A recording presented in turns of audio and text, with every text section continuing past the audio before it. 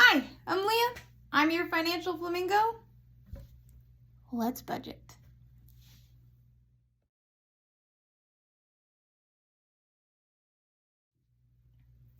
Welcome to my channel where I teach you how to budget. I'm really excited today because this is my first real episode where I'll be taking someone's financial situation and turning it into a plan.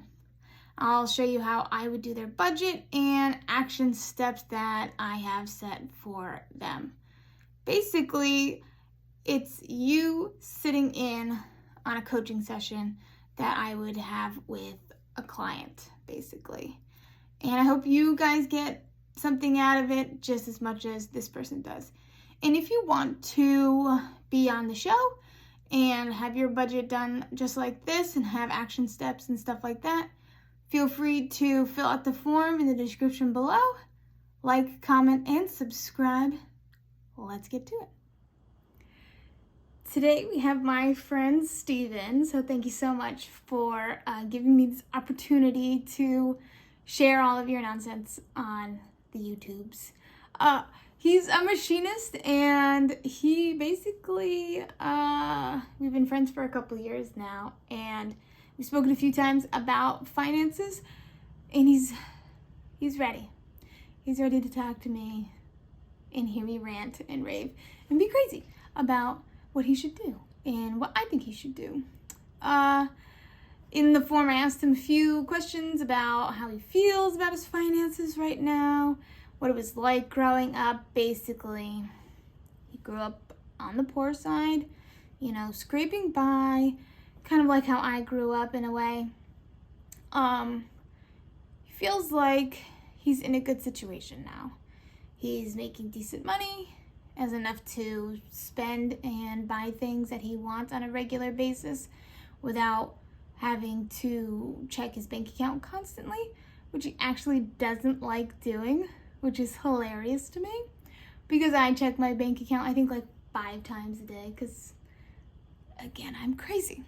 So, it's good though. I like that this is the first budget because it's not stressful. It's just more of a let's start at square one. We can actually start at the beginning versus, okay, we got to stop all the bleeding. What are we going to do? You need 50 jobs. And it's great for you guys because if you're in this situation and you're just like, I just need to figure out how to just write a budget and put it on paper and then make small little plans, then this is perfect and great, and I'm really excited. So another part of the form is asking about goals and why you don't think you have gotten to meet those goals yet. And one of his goals is to have lots more savings, and another one is to get a new car. But he really feels like he hasn't gotten to do any of those things or hasn't been very successful at it because he doesn't know how to budget. And he was quite honest. He said he just didn't really try. Hasn't tried very hard. And it's hard to try something when you have no idea what you're doing. Trust me, look at me. I have a YouTube channel and I am winging all of this. I don't even know if I'm in camera right now because I'm just like, I couldn't look at myself in the actual phone anymore. I had to turn it around. So, but yeah, it's really hard to figure out how to do a budget because I feel like there's hundreds of different videos out there, and unless somebody just like sits down and does it with you when like your own personal budget, I feel like it clicks, it connects in some way. The biggest problem that people have is they think they're budgeting, but they're not budgeting. So in the next part of my form, I ask to write down all of your like monthly expenses and everything. And what most people do is use their brain budget. Okay, yeah, it was, I think, $120 for my gas, and then I think it was this, and then I think it was that, and so I get a silly budget where I'm like, this looks great and awesome. So we have so much margin. It's going to be amazing. And then what really happens is I get, well, if you choose to share, a bank statement, and then I go through the bank statement and I go, what is even any of this fun stuff? What? This doesn't even match up your fun little brain budget. So I'm going to show you this brain budget. And then the real budget, after my follow-up questions I had. And yeah, we'll go from there.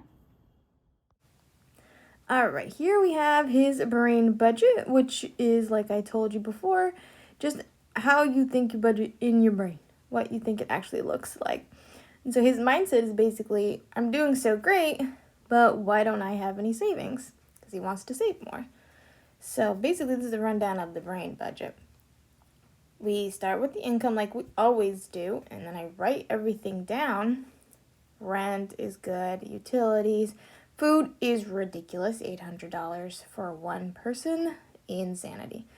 Then everything else looks fine, and look, we have great margins. So yeah, why don't we have any savings here? We could totally save that, easy peasy, lemon squeezy. But flip us over to the reality of everything.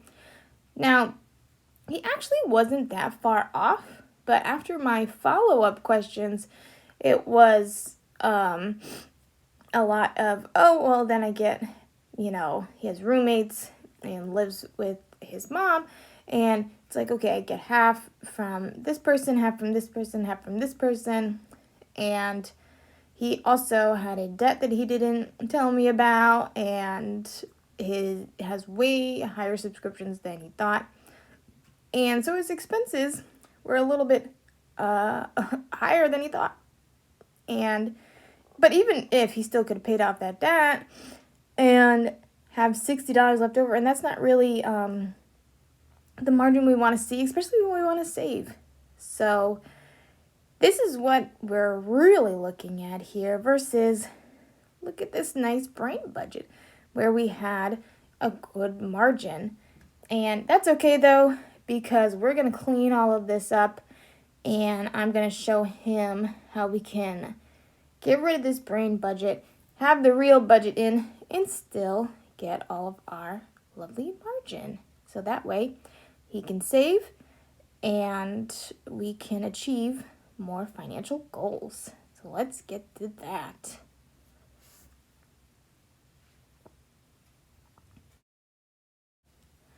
Okay, so we have the base budget down. So this is everything that he pays for during the month. And the first thing I want to adjust is the food budget. It's ridiculous. And also the subscription budget, which I think is just ridiculous as well. We're going to cut this in half. I think $400 should be plenty for one person for an entire month. And I would like to see the subscriptions get cut in half, however that looks here. I'm also going to write down his half of like utilities, the car insurance, and the internet because he does get money back from his mom. So I'm gonna write down what he actually pays for that over here, because even though that full amount does come out of his bank account, we want to still have this other amount to the side so we know how much for one, that he's going to get back and that it's still part of the budget. So that's the real part of it all. And now we want to basically zero it out, right? So we put our income and our expenses.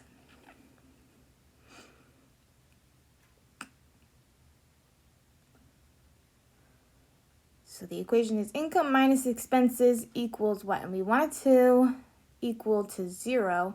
And if we have margin left, then we want to assign whatever the margin is. Because if we don't assign every single dollar, then it's just going to go away. it's just going to get, eaten away by food or just left to subscriptions and all that stuff. So our expenses added up looks like this. Now we do a little mathy math here. If any of you are really good at math, you are way better than me. I have to have a calculator at all times to double, triple, quadruple check my math. And now look at this margin here. That is great margin because we can do everything and more. So we have more money to assign to. And again, I'm just double, quadruple, triple checking this math here. See, this is why I think this was a great budget to do first, because his margins are wonderful. And most people, I feel like they think they're doing really good, and when they check out their budget for the first time, and if it looks something like this, then they don't know where to go from here. They're just kind of like, okay, but why can't I save?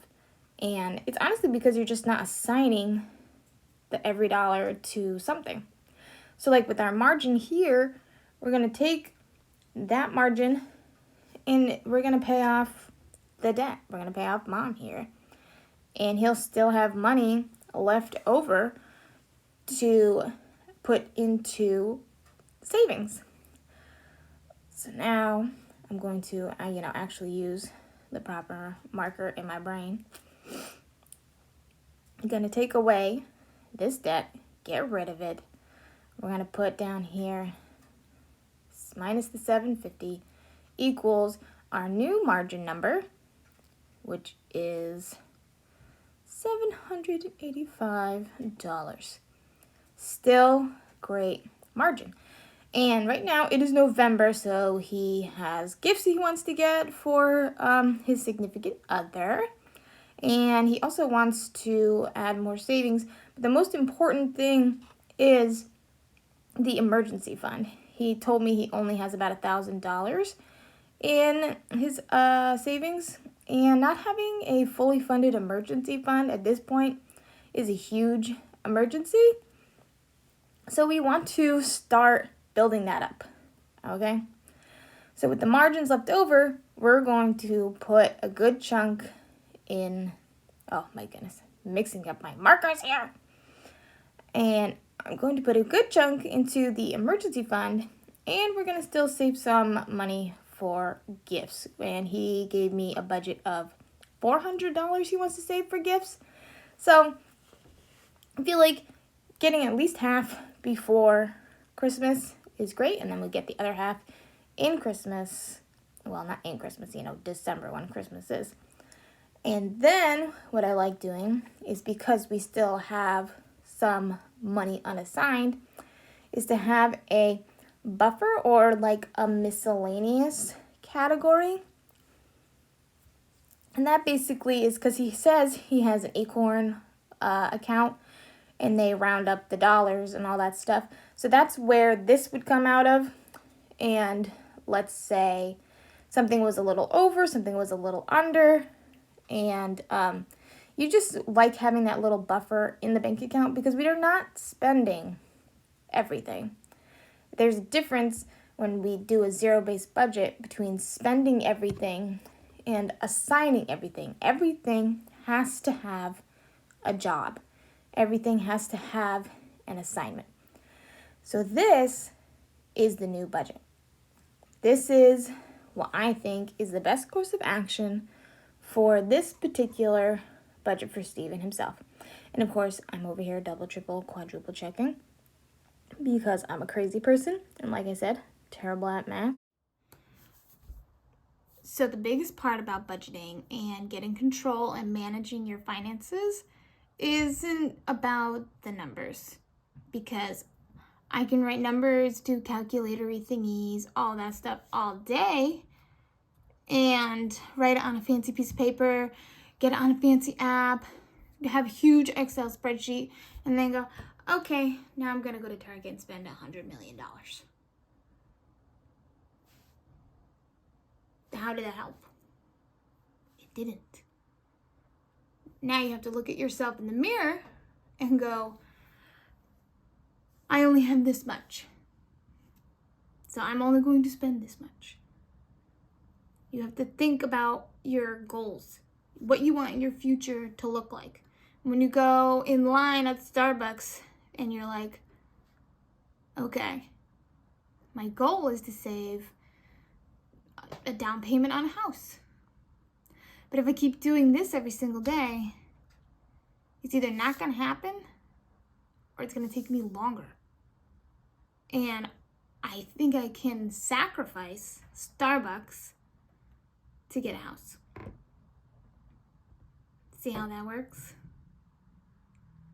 I think I can sacrifice not eating out as much. I think I can sacrifice not buying these big expensive things right now. I think I can sacrifice this many months, this many years of my life so I can be in a comfortable spot, in a safe space with my finances. If you don't take it seriously, you'll never win. Just like Steven, he was totally fine because, yeah, he could spend a bunch of money and, well, why haven't you paid your mom back yet? You had plenty of money to do that. It just never occurred to you. Well, why are you saving money or putting aside money on a credit card when you can just easily save for it and pay in cash? It doesn't make any sense. But that's the mindset of it. Well, if I don't have my own money, I can just use somebody else's money. Instead of just being like, I'm going to be an adult and save the money I need to get people Christmas gifts or anniversary gifts or birthday gifts or pay this person back. It's all about mind shift and behavior. Because if you just are like, yep, this is just numbers on a piece of paper. I'm terrible at math. Let me tell you straight up. I hate numbers. It doesn't compute in my brain how any of it works. But when I'm in Target and my kids are asking me, oh, I want this thing. Oh, I want this, that. I tell them, it's not in the budget right now. We want to save for this, right? Oh, yeah. Well, then we can't get that right now because I have to save the money so we can do that other fun thing. And it's crazy how in their minds, it just makes sense. But as adults, because we've grown up in like credit cards, borrowing, and, just spend whatever you have, YOLO, you only live once kind of thing. Is that still relevant? Probably not. I'm not down with the kids. I'm wearing a freaking bluey sweatshirt right now. I don't think I'm down with the kids.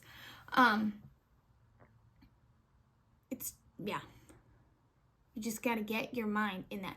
But that's why financial coaching is really important to me, because I could be that person to be like, man, I really want to save for this car, but I really want to get this thing, and you're not sure how to like arrange the budget, or you just need somebody to be like, no, you're not doing it. It's stupid. Don't do it. You don't need to borrow the money. It'll take you this many months to get there. I'm just your little angel or devil, whichever one you want to think of it as, on your shoulder being like, no, this is the way to go. Also, when you first start your budget, it's going to be tough. Usually takes about 3 months to really hone it in, right? Because these numbers are based off of previous numbers and the brain budget. So it could all be completely wrong. Things change. You get different internet. You get a different phone plan. You cancel certain things. So money is constantly changing. So that's why it's important to sit down every month and adjust your budget according to every month. And then not every month, but again, at the beginning, because once you've done it for years, you can easily adjust your budget in a matter of 2 seconds. Boop, boop, boop, write it down in your little notebook or in your app or whatever you're choosing. And from there, it's like every week, okay, I spent this much here, this much here, this much here. Now that leaves me only with this much in this category. Ugh, it's not enough. What do? I can do one, ixnay that whole category and be like, well, then I'm just going to live with a little less in that category. Or take from another category and do less in that category. It's all about adjusting here and there. But eventually we want to get to a point where we don't need to adjust as much because we're adults and we're just like, I don't need that. This is how much I have in this category. This is what is it. And that's why I think like having an envelope system and having cash is very important when you first start out too, because you can have the cash in your envelope that says food. Food is a very common one. Once that money is gone, that's it. It's gone. You can't take any more out. You can't use the card. And that's tough because it takes a lot of discipline to do it. And like I said before, if you don't take it seriously, you're never going to win. You're just going to live in the middle of, I know I have money, but where is it? Where's my money? Where's my money, Brian? Also, if you're going to be coaching with me, one of my biggest things I hate are credit cards. I hate credit cards. I don't see a point in them, honestly, anymore. Yes, I know I'm a huge Dave Ramsey fan, and I will happily be sponsored by you, Mr. Ramsey, whenever you feel fit to find me in the huge world of the YouTubes. But mostly, I really thought about it a lot, because at first, of course, I was just like, well, Dave just said no. So, yeah, that's what I'm gonna do. And then, of course, I get questioned on it constantly and constantly and constantly, to where I really honestly had to ask myself, why don't I like credit cards? I feel like at the beginning of when you're budgeting, especially, you don't want to get further into debt while you're trying to get out of debt. It doesn't make any sense. It's like you dig a hole and then you take the dirt and put it back in the hole. And then you take the dirt out. It's like back and forth. It doesn't make any sense to me. But I really just feel like if you just save the money, you don't need it, right? Even when people are like, oh, I don't really need it. I just want to use it to build my credit. And I'm just like, but if you already have cash, then why just do that? But my other thing with credit cards is they want you to fail. That's their business plan. They want you to fail. They want you to miss a payment so they can charge you interest, so that way they can make money. And I'm not about that business plan. If they wanted you to succeed, why would they want you to fail and then charge you for failing? I don't like that. That's why I don't like credit cards. Another important thing when you have a significant other, whether you are living together or not, you need to talk about where you are in your finances, especially with like debts and goals and food and stuff like that, because you want to take them out on dates and they get so comfortable in a certain lifestyle that they're just like, oh yeah, if we just go out to eat this time, he'll pay for it. Or, oh yeah, like he doesn't mind if we do this. But if things change, you kind of need to let them know. Instead of being like, well, I just don't have the money. I just don't. Just sit down with them and be like, listen, I'm trying to get like my finances all together. So I'm going to need you to be understanding and to help me, because honestly, if they love you, they want you to get it all together. And maybe they'll even ask you for help. So what's going to happen is you got to let them know, I can only spend this much money on food. And if I say I don't have it, I literally mean I don't have it, because I have other goals, other priorities. So it might be tough for some people at the beginning because they don't want to disappoint their significant others. They want to buy them everything. They want to be able to do all the things that they want to do. They don't want to disappoint them. But in the future, your significant other, if they're still with you, mind you, will be so grateful. So grateful. All right.